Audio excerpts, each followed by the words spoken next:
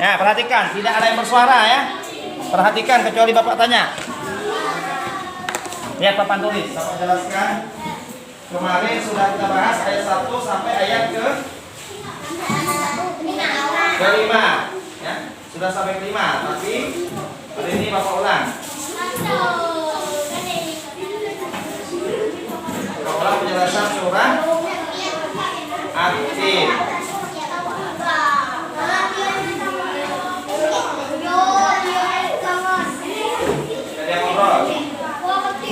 Bismillahirrahmanirrahim. Surah At-Tin, surah yang berapa kemarin?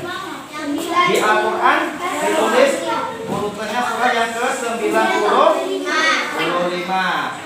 Artinya dari At-Tin adalah arti buah tin. Terus nama surahnya At-Tin, artinya buah tin. Surat yang ke-95.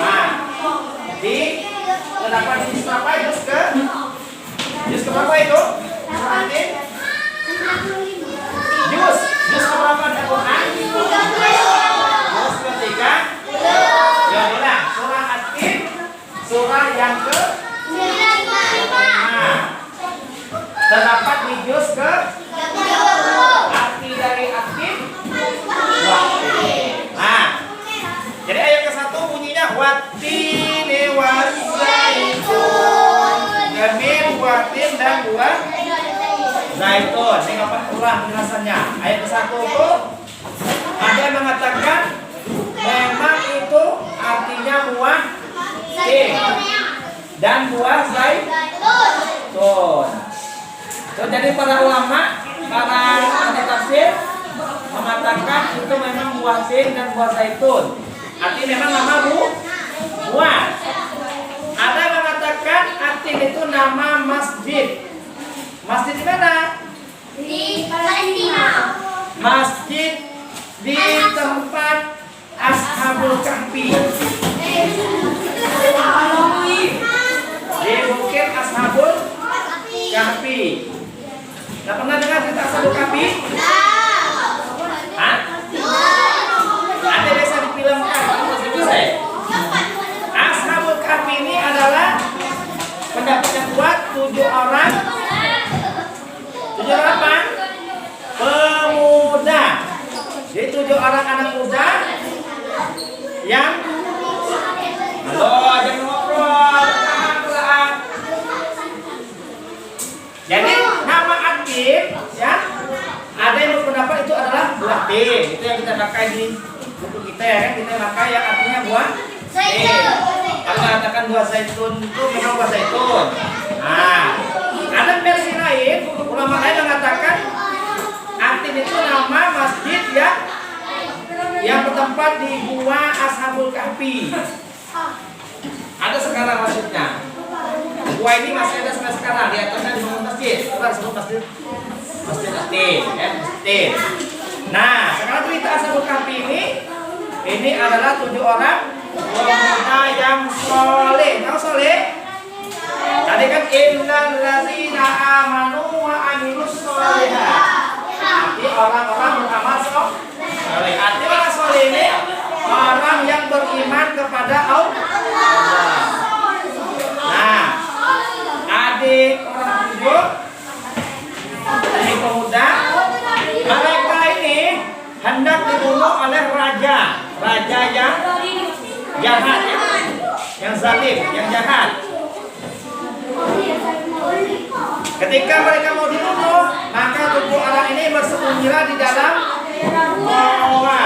Nah, goa ini disebut goa Ashabul Kahfi karena isinya 7 orang nih.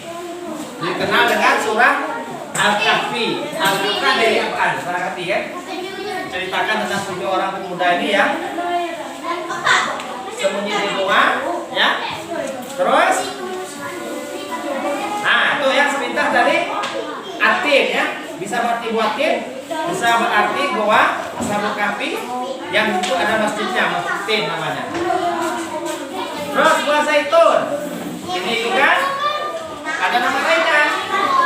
Ada nama lainnya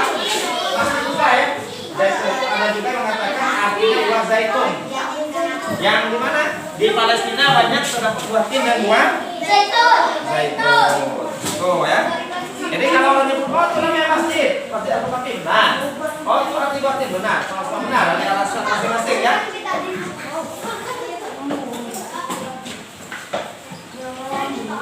Jadi itu ya. Terus yang kedua, ayat kedua apa itu? Yang kedua, waturisi. Apa artinya? Gunung Sinai. Gunung Sinai ini tempat Nabi Musa menerima